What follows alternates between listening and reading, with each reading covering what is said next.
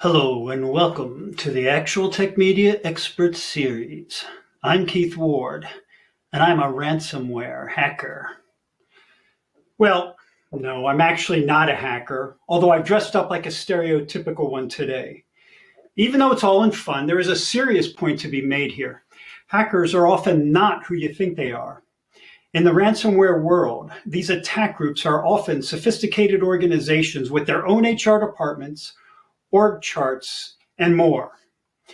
All that to say that ransomware is big business now. And let's be honest, it's coming for you and your data. It's even scarier than me in a hoodie. Okay. Now that I look a little more normal, I'd like to welcome you to this very special event, Ransomware Buzzword Bingo. But first, some boring housekeeping stuff. To start with, take a look at your Q&A questions tab. You can ask questions of our experts directly in the console. That's also the place to just say hello, which a lot of you have been doing already. It's good to see everyone. We'd love to hear where you're logging in from, especially. Now, the console is also the place to let us know if we can help in the unlikely event that you have any technical issues. A browser refresh usually fixes most issues, but if that doesn't work, let us know in the Q&A and we'll provide further technical assistance. As always, the handouts section also has a few valuable Actual Tech Media links. There's a link to the Gorilla Guide Book Club, where you can get access to Actual Tech Media's great printed resources on technology topics. There's also a link to the ATM Events Center, which has our calendar of upcoming events, including another expert series event next Friday on ransomware. In the meantime, we've got something truly special for you today, and I'm really excited about it. Here's our own Jess Steinbach to tell you how this particular event is different from most. Jess, take it away. Keith, I'm not as good at looking scary as you are. You're much scarier than me. All right. Well, I'm hacking my way into this PanelCast today to talk to you guys a little bit about Ransomware Bingo. So here's the deal. Today we have a special edition of our prize giveaway. We're going to play some actual bingo. So here's how you get involved. All you need to do is go on over to that handouts tab right in the audience console. Keith was just talking about it. It's right down here somewhere on your console. Open up that handouts tab and you're going to find 3 different bingo cards. They're all a little bit different, so you pick the one you want. Hey, you can play 1 card, you can play 2 cards, you can play all 3 cards. There are no rules in ransomware bingo. Okay, so then as our experts are chatting today, you're going to hear some of these ransomware themed words, and when you do, just mark it on your card. When you win, post bingo in that questions window. Let us know. We want to hear that you are winning. And again, you can win as many times as you want. So if you hear a word and you want to, maybe be a little magnanimous, maybe a little generous with the audience out there, maybe you want to let other people in on the fun, you can post that word in the chat. You can say, I just heard this word. You can say bingo, whatever you want. Have a little fun with it. And now at the end of this PanelCast, when we wrap, we will tell you how to let us know if you are a winner here today. But let's be honest, we're all going to be winners here today because we're going to have an awesome kick butt PanelCast. And everyone who wins Ransomware Bingo is then entered in a drawing. We're going to give away 3 $100 Amazon gift cards, and we will be holding that drawing after we wrap up today. Again, we'll cover all of that at the end. But basically, we're just going to have a little fun with this today. So grab your bingo cards right now. Make sure you've got them. I'm giving you a second. Grab them, grab them, grab them. Okay, perfect. Now, while you are getting those bingo cards downloaded, uploaded, and saved on your computer here, I am going to do a quick little poll with you all. This is an interactive PanelCast, so we're making sure you've had your coffee this morning. The first question that we have for you is, do you believe your organization is ready for a ransomware attack? Now, we can't see. We're not going to display the results, so you're not giving away company secrets. So be honest. Do you think that your organization is ready for a ransomware attack? Yes, no, or oh, no. So give us an answer there. I'm going to give you a few seconds. Run to your computers and click on that poll. All right. Most of you say you're ready. So, hey, that's good for our speakers to know today. Everyone out there feels that their organization is ready. There's only a small percentage in the no. So that's a good thing. Glad to see that. All right. Do you believe ransomware will continue to be a serious threat in 2023? Yes, no, or I'm not sure. Keep in mind all the various evolutions and changes of ransomware.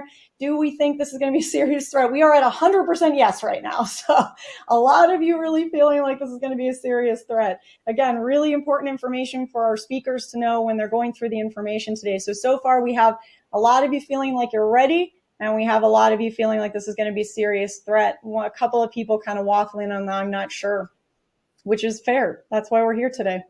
Okay, compared to 2022, do you think your company is more or less likely to be a target of ransomware attacks this year?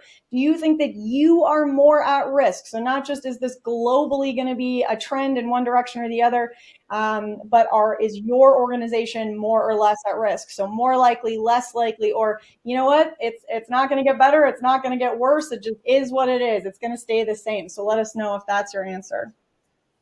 All right, I'm giving you a quick second to get there. A lot of you, you know what? It's pretty split, about halfway down the middle between more likely and going to stay the same. How long would you estimate it would take for your organization to bounce back from a ransomware attack? This one's an interesting one. How self-aware are all of us out there? We were just talking about tabletop exercises. Have you run this? Do you know? Hours, days, weeks, months? We would be up the creek without a paddle. Just pack it in. We're done, folks. So go ahead and give us a good answer here. I'm seeing the vast majority in the days, which is, and then actually weeks, days and weeks. I mean, that's great, but obviously depending on your industry, that might be disruptive enough. Anything more than hours might be pretty problematic. Okay, I just have to say, I just saw Christopher posted in the chat, since there's no rules in ransomware bingo, then I won, give me my prize. Fair. Good point, Christopher. Okay, there are some rules in ransomware bingo. You do have to wait and enter the drawing. But well played, my friend.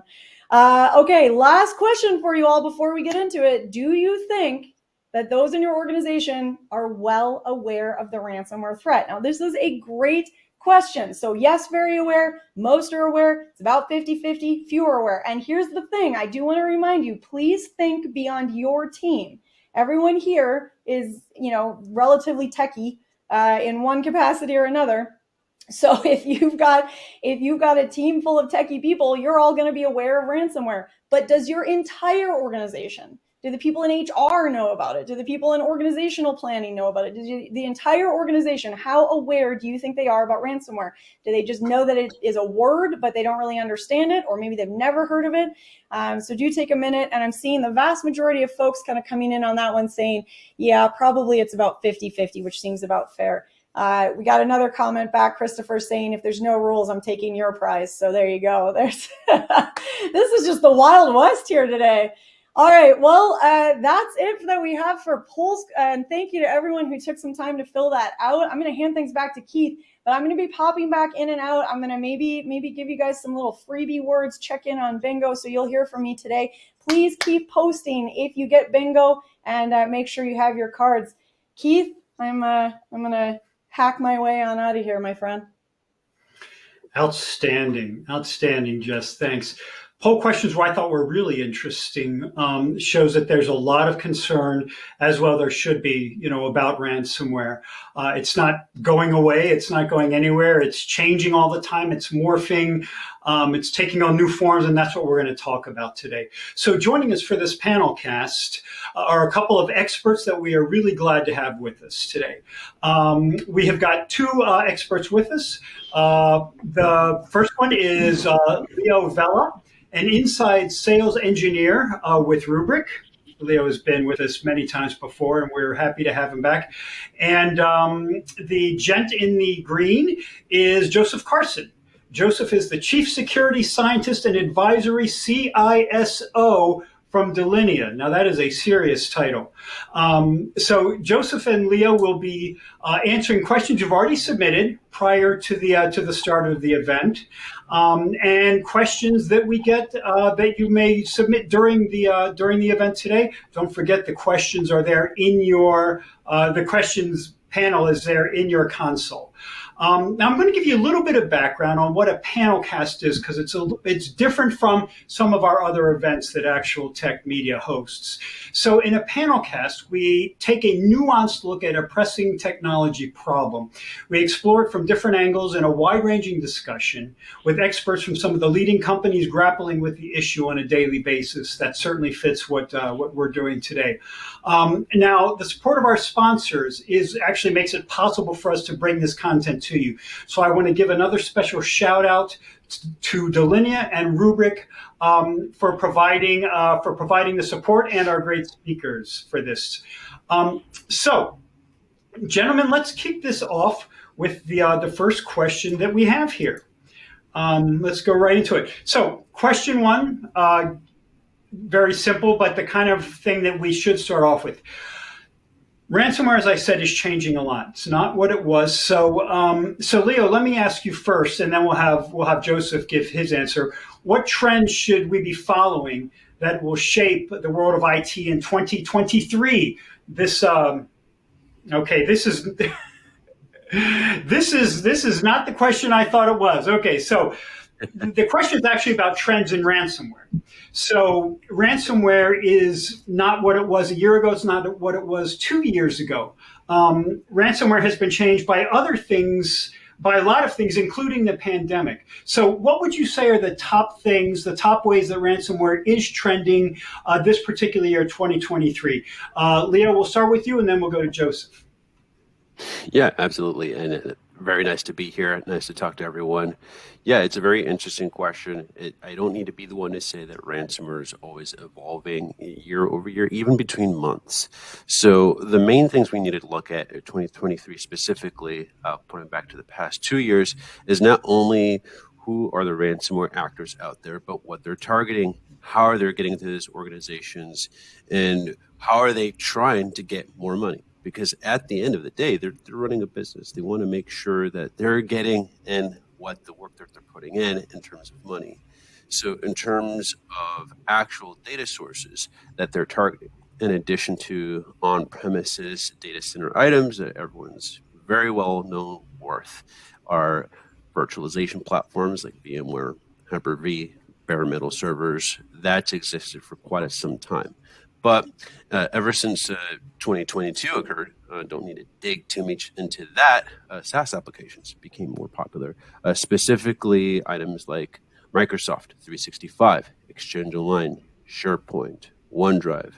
We've seen upticks in those certain areas being targeted versus other items. It's also an additional attack vector for these actors to go after. It's also important and worth noting, not only is encryption part of the discussion, but also extradition of sensitive data.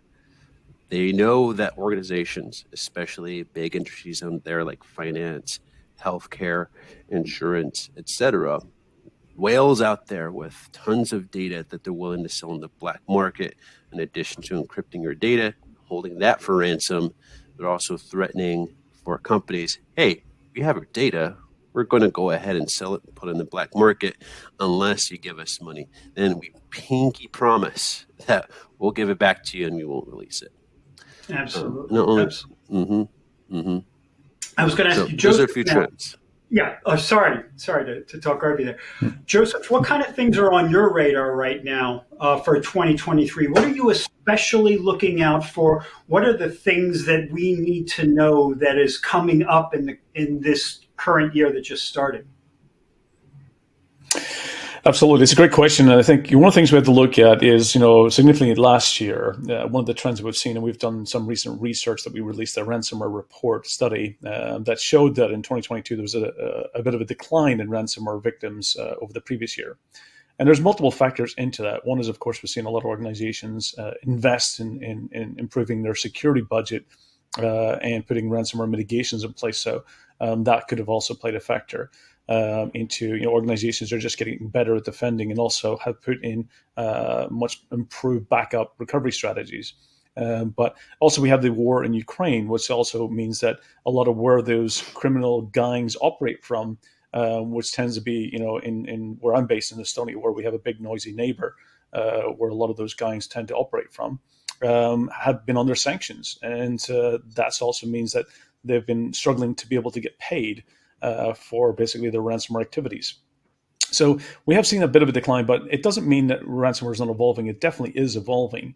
A lot of those criminal gangs have, for example, changed their model into being, let's say, ransomware as a service or affiliate programs. And what that's doing is it's diversing how many operators are in this production line of ransomware. So the creators of the ransomware variant themselves are making it available to all of these affiliates. And therefore, they might be operating in other countries and deploying it and distributing it. And then basically the creators of the ransomware are ultimately getting a payment of the share of the ransom itself, typically 1/3 or 1/4 of that payment. So it means that they're looking for ways to get around some of those sanctions that have been put in place in the last year. Also, I've seen that the last year that ransomware gangs are also changing their source, basically their code base. They're starting to move to more multi-platform code bases such as Rust and Golang. And that means that what we're going to see is we're predominantly in the past, ransomware targeted a lot of the Windows platforms. We're going to see it also evolve into much more Linux and Unix-based platforms. And also, the reason for that change to things like Rust and Golang is it also means they're going to target non-data type of systems such as IoT systems, locking those systems up, looking at smart devices. So it means that the threat landscape for ransomware is significantly going to expand, not just traditional Windows, but to multi-platforms. And that could also mean, a lot of things like industrial control systems as well. So the threat landscape is evolving. And also they're also, adding additional, not just encrypting systems, but also locking them up, also exfiltrating data, and doing, basically public disclosure into a lot of those, basically, the threats themselves. But we're also seeing some wipers that have been disguised as ransomware as well, mostly from basically political based or really looking to disrupt supply chains.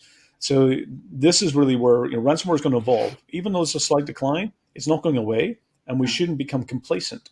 We should always be ready. We should always be proactive at our security controls because they are preparing, they are changing, they are evolving, and it doesn't. The next wave could be more devastating than the previous ones we've seen before. Absolutely. So that leads me into the next question. Leo, Joseph just talked about how the threat vectors are changing and the ways it is evolving are changing. Are we also seeing an evolution in the industries that are being targeted by ransomware? Is that something that we need to be keeping an eye on as well? And if so, what industries are you seeing that are becoming more vulnerable? Yeah. So alluding back to the response I gave from the last question is really there are multiple ways that these ransomware actors are looking to get money, and that includes extradition of sensitive info. So any industries that have certain compliance requirements, certain types of hoards of personable identifiable information, health records, etc., those are always going to be the most targeted industries. But more specifically, I do want to point out the fact that I work with a lot of mid-market American companies. So companies between a few employees all the way to 1,000. Now, a lot of them don't seem to think that they're going to be targeted as a part of a ransomware attack.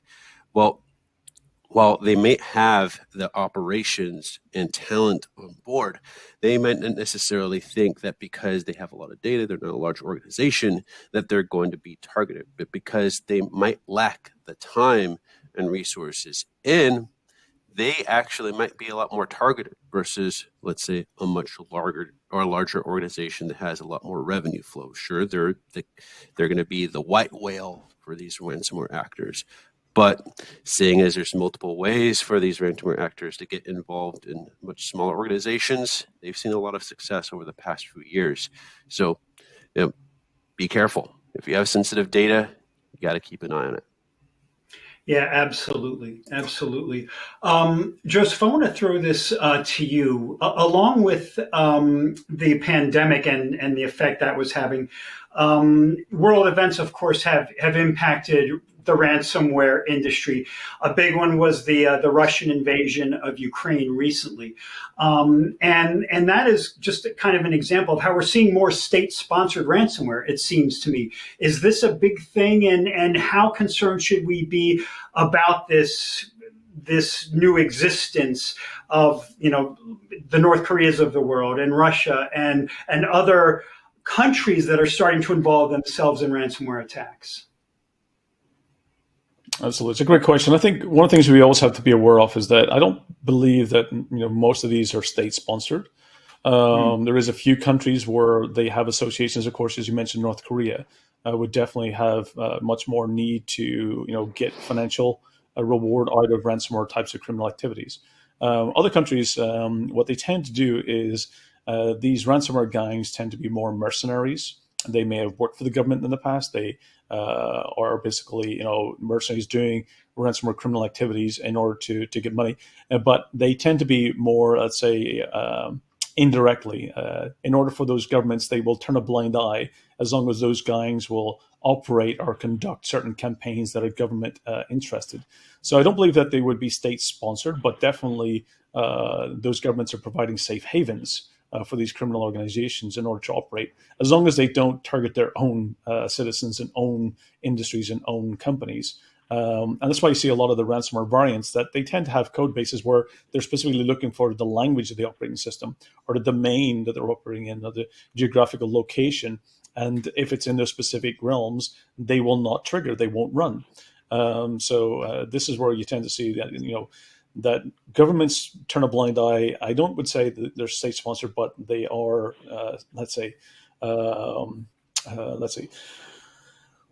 allowed to operate.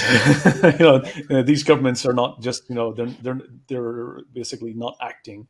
And this is why we really need to get where there's a lot more government cooperation.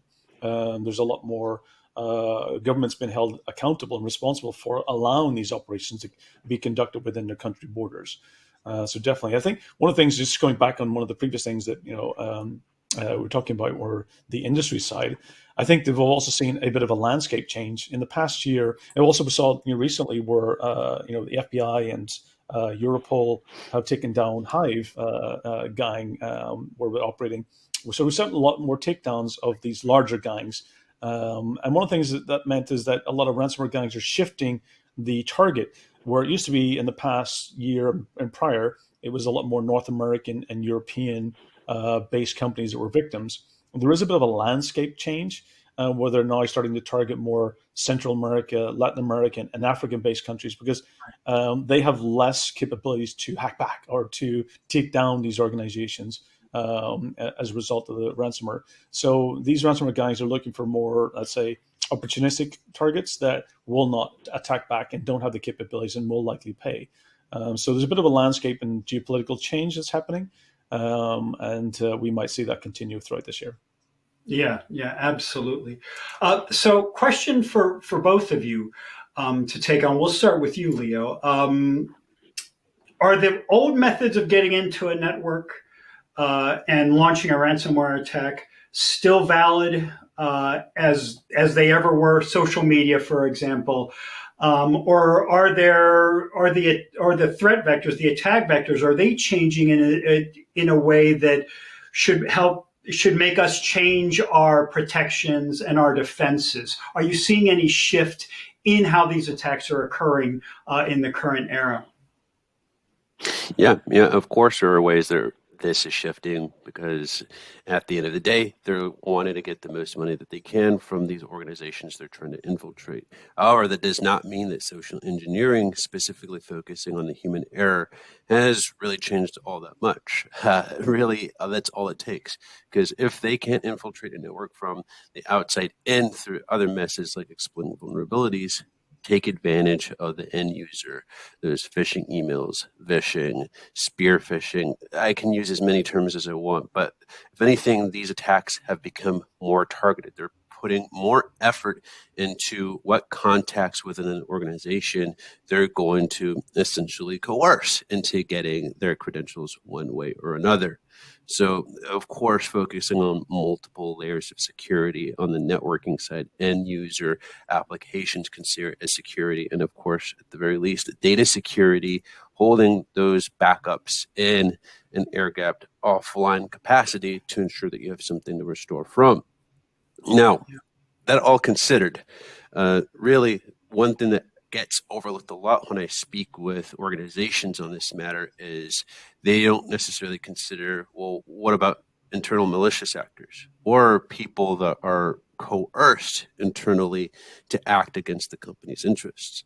I mean, at the end of the day, these are criminal organizations. They're looking to get what they can get done with, whatever means necessary. So while social engineering is still going to be one of the top attack vectors, there are ways that they can leverage even inside actors, and you must take that into consideration with any preparation. Absolutely. Joseph, we have noticed in my company that the phishing attempts are getting much better with the use of AI now. We're seeing that they look more professional. They don't have the kind of errors, that they had before. So it's getting better and better all the time at trying to fool you, isn't it? Absolutely. I think one of the things that we see is, really what AI is all about is automation. And actually, we're humans. So we tend to not be perfect. We tend to make mistakes. But what we're looking for is to make those mistakes in the right way. And that's what basically a lot of these campaigns are looking to abuse. But ultimately, what they're trying to do is basically get access to, stolen credentials, weak credentials, and ultimately get that foot in the door. So the instance that I've investigated and looked at in the past, the most common thing is simply it's just users' credentials. The criminals are no longer looking for 0 days or application vulnerabilities. They're just going basically through the door as they would basically as an employee, using the credentials and access that they have.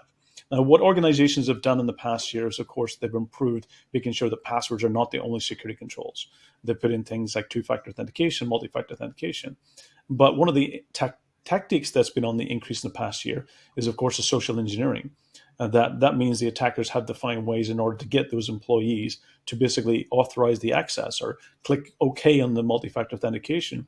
So we've seen a large increase in MFA fatigue, where attackers are looking to abuse that via social engineering methods, and they've been very successful. Ultimately, that's a lot of these organizations that have become victims in the past year. They had 2FA and MFA in place. It's just the attackers have actually expanded social engineering as a major technique. But absolutely, as you mentioned, I myself, I'm always a target. In the role that I do, a lot of research and ethical hacking and working in the industry, you do tend to be in a lot of these targeted types of attacks. And they are getting much better. They're getting very, very difficult, where even the domain you're looking at is accurate to, they're looking at ways to bypass the email filters and gateways.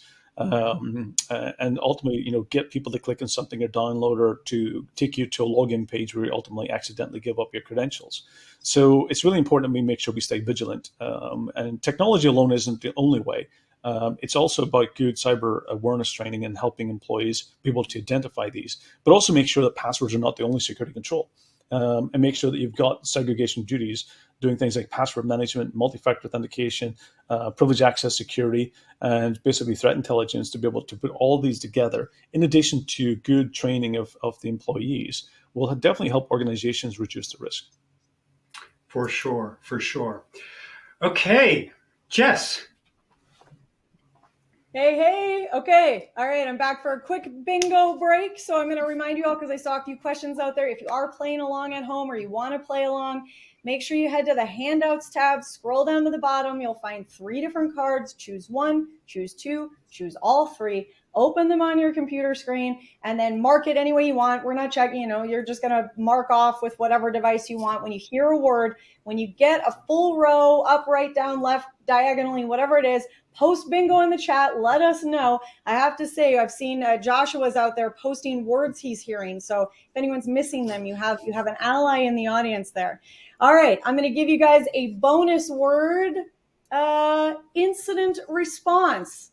Incident response is your bonus word. If that's one you needed, you are welcome. Please send me half of your gift card. And Keith, back on over to you. Right. Although I would note here, being an editor, that incident response is 2 words, Jess. Not 1 word, but we'll let that slide. All right.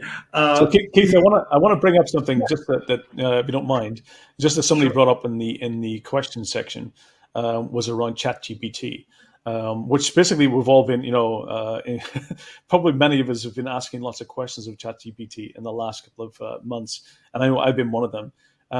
It's important to understand how to ask the right question, but we have the ChatGPT. It's definitely automation, but it's using what we refer to as natural language understanding. So it's able to parse the data, the questions you're asking, and look for the sources of answers. But it is an interesting, and definitely it has evolved quite a lot. Where I know that I've used it, if you're asking it in such a way, not really telling it what the motive is, but just asking it in little bits and pieces. It has wrote for me a lot of actually automation scripts and Python scripts, and it's been fantastic at doing so. But absolutely, while something that can be used for great, really good purposes, attackers are also able to use these in order to really get up, very smart, sophisticated methods that can bypass a lot of filters. So ChatGPT is something to watch the space, and how criminals will be able to use similar like technologies in order to abuse our trust. 100%. Yeah, you've got to stay ahead. So, Leo, one of the things we were talking about before this event started today was that there has been a trend for ransomware actors to not be as focused on encrypting, data and backups, and instead focusing more on exposing data and having the ransomware be around that rather than we'll give you a decryption key. So can you talk a little bit about this double and triple extortion and why it's becoming something that is frightening a lot of organizations? Mm-hmm. Yeah, absolutely. So one thing I want to point to on rubrics, and something that we've studied, we ran somewhat of a survey polling research last year, independent of our customers. So from an unbiased perspective, people that don't use rubric, we wanted to understand what threats are they seeing out there and how often they have been through it. About 1,600 of these professionals, VPs, CISOs, CAOs, directors, etc., essentially about half of them said they have gone through a data breach. And they also, the same half have gone through a ransomware event. Now, these are not mutually exclusive. They both happen in conjunction or independent of each other. Now, when we talk about them happening in conjunction, that's essentially what's double extortion. So not only are they working to encrypt your environment, but they're stealing data and claiming that, hey, we noticed that there's some pretty juicy info in here we're going to put on the black market. And even though you've been able to restore successfully using your backup system, you didn't suffer that much in downtime. We get that. We still want some money, and we're going to use this to leverage that. That's what double extortion is. Now, triple extortion is them taking it a step further. So that specific information, what if it was pertaining to individuals outside of that organization? Let's say their customers. A good example of this, I believe, was in 2019. Quanta, who is a hardware supplier for Apple out of Shanghai, essentially they got a ransomware note of $50 million to provide to not release some of the MacBook Pro logistics and design prior to Apple actually releasing all of that information. Quanta refused to pay the ransom, but knowing that they had Apple's information, they put that same ransom on Apple. So there's 3 opportunities there for the ransomware actor to get any type of money.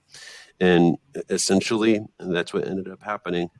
Even though the ransomware actors did end up getting caught, thankfully, in this situation, they did briefly go through that threat of releasing those plans from Apple. So that's an example of triple extortion. Okay, great. A question we got earlier referenced something Joseph talked about, was a prominent ransomware group that essentially got taken down recently. And so I wanted to ask a little bit about that. In that, is it always as final as it seems when a ransomware group gets busted? So the big ransomware gangs that we've known over the years, Conti, REvil, Lapsus, sometimes they get busted. Members will get arrested, but Joseph, it doesn't really mean that they are gone. Although the group may be gone, the individual actors are still around quite often and still doing their thing, aren't they? They pop up under a different name a couple of months later with a new variant. That's tends to what happens. So, we can go back to thinking about where GanCrab was, a criminal organization. It was around 2017, 2018. They evolved, of course, into the REvil. And also what was the other name? They had Sun and Okobi was the other name that went under. So they've had different variants of names. In RYUK was also another criminal ransomware gang that evolved into Dark Evil. So they tend to disappear. They say they retire, and ultimately somebody else takes up the baton and takes it forward. Now, when we saw, the thing is that we saw, of course, last year when Russia, posted and made available when they were taking down the REvil, criminal gang. When we look at that, it nowhere equates to what that gang was capable of and who was behind it. So very likely was more of a PR stunt, publicity side of things on the Russian government side. And it's very likely that those the real gang behind REvil have just changed operations and went into other types of operational side of things. So when you take down gangs such as the Hive, which we saw the big media this week, it's very likely that this will then be basically just distributed through smaller gangs who will end up looking to take on from where they left off. And these are very distributed gangs as well. So what they've taken down is they've taken down the command and control and the website that was hosting a lot of the data that basically, and the ransomware as a service, not necessarily individuals that were behind it.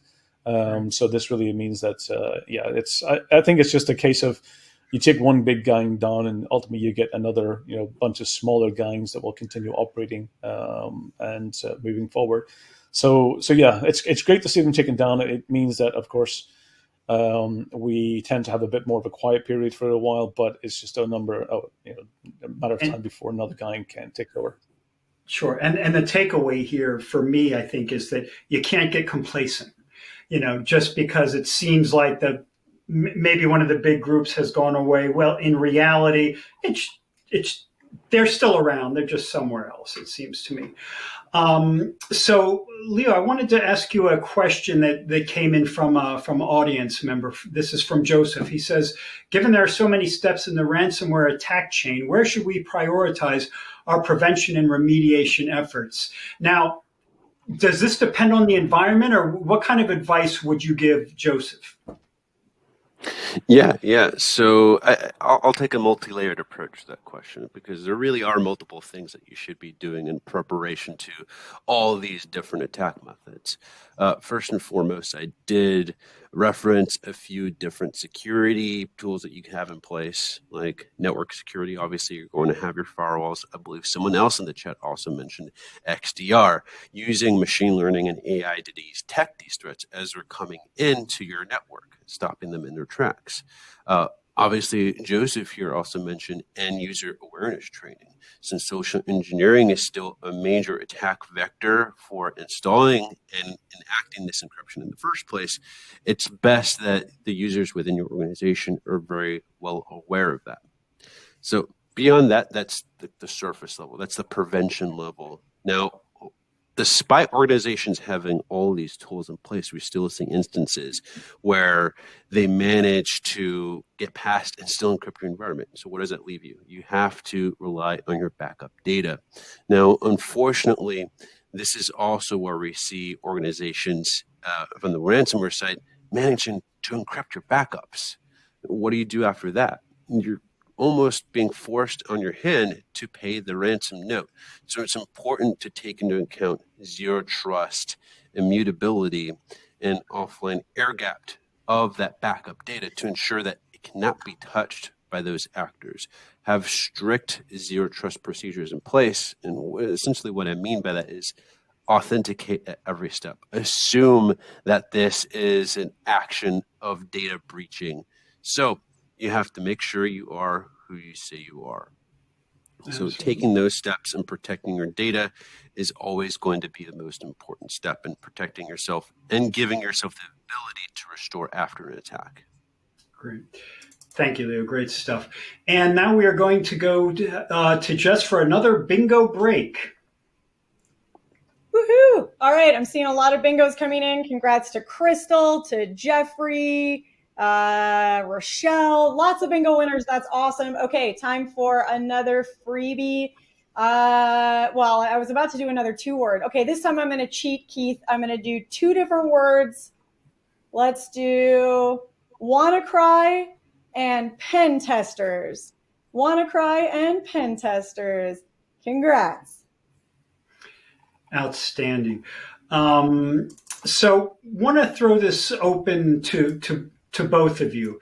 There has been a lot of debate in the community on, do we pay the ransom? Do we not pay the ransom? Are we only encouraging them to hit us again if we pay, versus the fallout if we don't pay and our data stays unavailable and our networks are down? Is there any, in your opinion, hard and fast rule on this, or is it really situation dependent? And secondly, are you seeing any trends on this one way or another? And we'll start with you, Joseph. So this is a great question, and I think in my view, my opinion's changed over the years. A number of years ago, I would have been very against paying the ransom. Though working in different cases over the years, I've changed my opinion on it to the point where it's situational. It really means that I can only recommend, as a best practice, that it's not good to pay the ransom, because ultimately we're just fueling criminal activities and making, our job difficult in the future.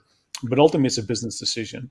It's up to the business to determine, whether they will pay the ransom or not. Now, we have to also be careful as well. A lot of organizations have been down the path of getting cyber insurance and cyber insurance policies. Sometimes you have to be careful of the wording in the cyber insurance policies, that you might be deferring the decision of making the payment for ransomware to the insurance company or the policy. So it's always to be careful if you do have a cyber insurance, to make sure you read the fine print and understand about whether you're delegating that responsibility. But ultimately, there's this big debate whether to make it illegal. And I think that really comes down to, of course, government policies and lawyers to determine that. But of course, they should take the advice and best practices and input from the security industry and community. I've worked in cases where I've seen, for example, it was a cancer research company becoming a victim and losing 5 years of research data. Who makes that decision to pay the ransom or not? That's a life and death situation. It can be very devastating to a lot of people. So I've seen, fortunately enough, in that particular case, the cyber criminals, the ransomware gang, had a bit of a moral compass and were willing to give the decryption key over for a nominal fee. But of course, the decryption key, as I mentioned, was not great, and it took a long time to decrypt that data. But that's really where you get into that decision is a business decision. So for me, I can only recommend and do the best that I can to help organizations recover without needing to pay. One case that I worked on a little bit over a year ago was an organization who lost a year's worth of their data as a result of a ransomware attack. And the option was that it was either paying millions of euros, or they would actually recover manually. And fortunately enough, the method of recovering manually was much cheaper than paying the ransom, so they decided to go that path. But it's not always that choice, or some organizations don't have the choice to go that path. So this question it's very difficult for me. It's a situational, and if it does become something by law, there should be exceptions in place in order to determine whether it's just in order to make the payment or not. But it's a fine line, and we're just making our job more difficult in the future. So, Leo, To pay or not to pay? That is the question I am asking you. Yeah, no, I'm going to have to heavily agree with Joseph here on a similar perspective. It's going to be very situational. You always have to start out with trying everything you can in your best ability to do what you can to recover your data. First off, do I have clean backups to restore from? And if so, can you answer the question of what should I restore and how far back should I restore from? And if you don't know the answers to those questions, they're experiencing downtime for your most critical applications, which are responsible for bringing in your revenue. And if you're down for days, weeks at a time, you're talking about millions of dollars potential revenue loss in that period of time. So just as Joseph said, it really comes down to it being a business decision. Now, on the flip side of that, paying the ransom is something that's, especially in America, very highly encouraged against by certain security agencies like the FBI. They want you to report every incident to themselves, so it's their best interest to find out who these ransomware actors are. And in some cases, they might actually encourage you to pay the ransom so they can trace that being sent to them, but of course, in coordination with themselves, not anything done on any organization on their own behalf. So it's really, really situational. If you can get up and running within a period of time, of course, you got to weigh the advantages and disadvantages of each of those actions.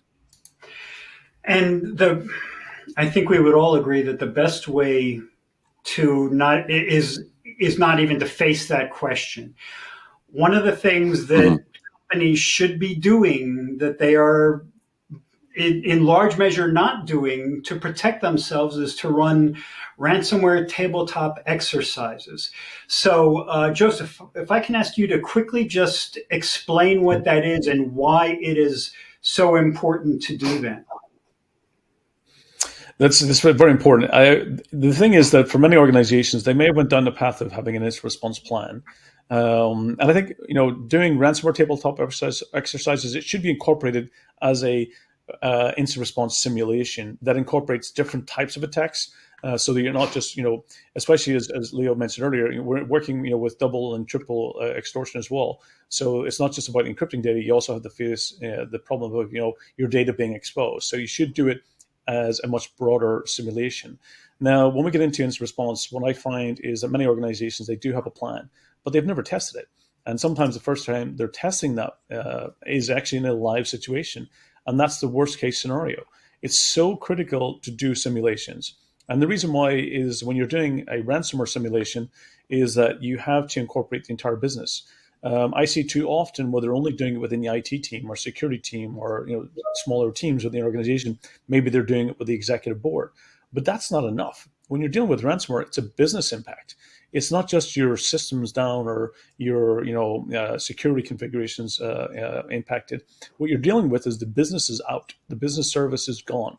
And this means it's an organizational business response. You have to incorporate HR, legal team, financial team, sales team, support team. Everyone has to be involved. Your partners, your suppliers have to be all involved in this because ultimately how quick you respond will significantly reduce the impact overall to the business. So simulating that up ahead is so critical because it does find gaps in where you may have not thought of things. It finds areas where you may have not considered, and it definitely helps you reduce the risk.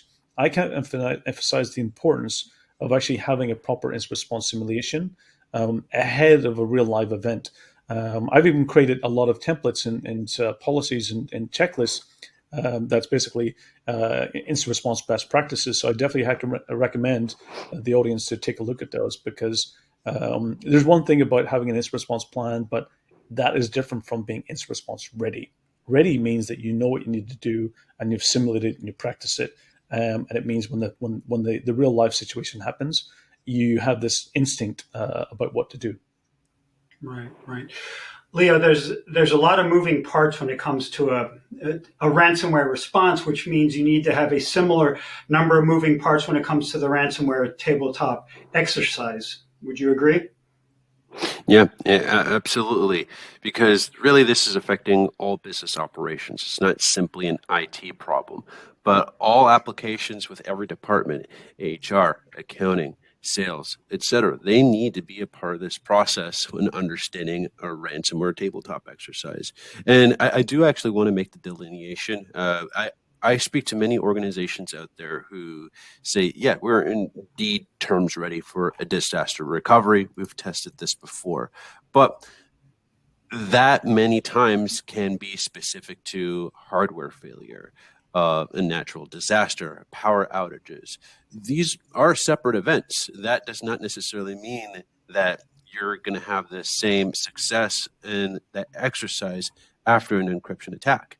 So it's very important that you, one, communicate across the board of everyone that's important in the organization and keep that key factor in mind, encryption. What does that mean and how do we restore from that? Right, right. Okay. That is great information. Finally, for both of you today, and I appreciate so much the time you've spent.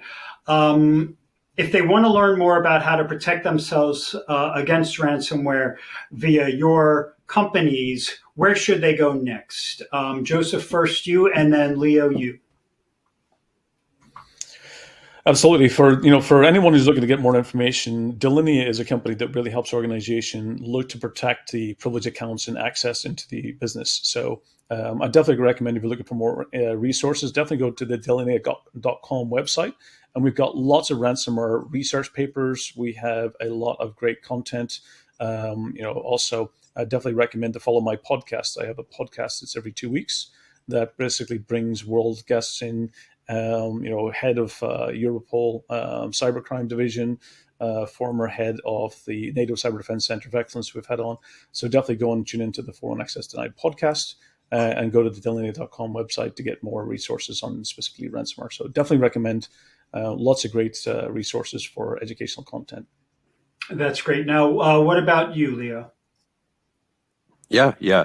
So over here at Rubric, one of the handouts that's provided in one of the windows on the side takes you to the website. I highly encourage you to check out that Zero Labs report that I mentioned earlier in this presentation. That gives a full detailed list of all the responses from those 1,600 VPs, CISOs, CIOs, and directors on the landscape of the ransomware attacks today. Now, in a Rubric perspective, the thing I want you to take away, what we're able to provide for organizations is ultimately data security, right? Even though organizations have backup and recovery today, they're not built to stand the test of time in terms of ransomware attacks. And that's where Rubric is uniquely different, focusing on the immutability factor, logical air-gapped, role-based access controls, zero trust, as well as ransomware investigation for helping you understand and answer the questions if you've been hit, what got hit, and when you got hit, so you can save the time and no longer play the guessing games in the operations of restoration. Also, just in general, giving you the tools to do that rapidly. If you want to learn more, fill out the contact us form on the rubric.com. We'll get you in touch. Or just follow me on LinkedIn. Shoot a question over to me. I'll be happy to answer any questions personally. Leo Vella on LinkedIn.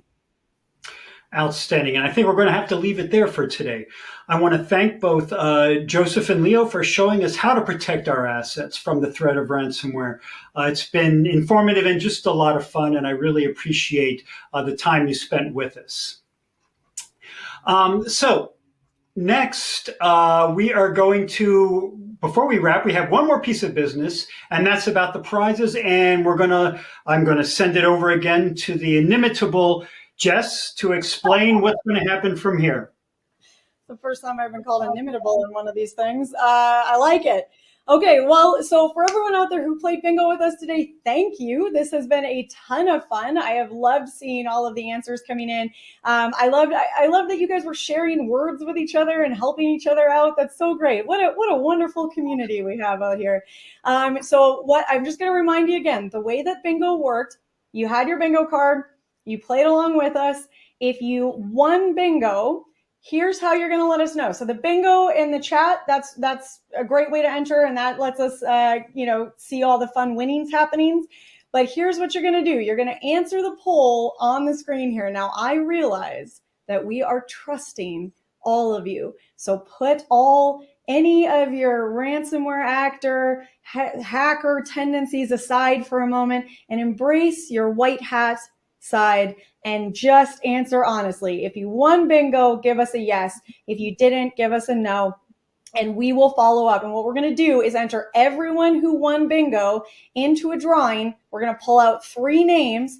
And of those 3 names, you're going to get a $100 Amazon gift card. And we will send you an email about that. So just clicking on that poll, you are entered to win. And then we will send you or follow up with you about that $100 gift card. And I'm seeing some bingos still coming in. I love it. This makes me so happy. So keep that coming. All right. Again, thank you to everyone who played bingo with us today. And Keith, this has just been a blast. I've enjoyed it so much. And I also wanted to say congrats to everyone who won bingo and good luck to all of you on the drawing for that for those gift cards. So we hope you had fun with this special PanelCast and enjoyed ransomware bingo today. On behalf of the Actual Tech Media team, I want to thank our experts again, Joseph Carson and Leo Vella, for sharing their insights on ransomware. And I especially want to thank you, Jess, for your help with this. And with that,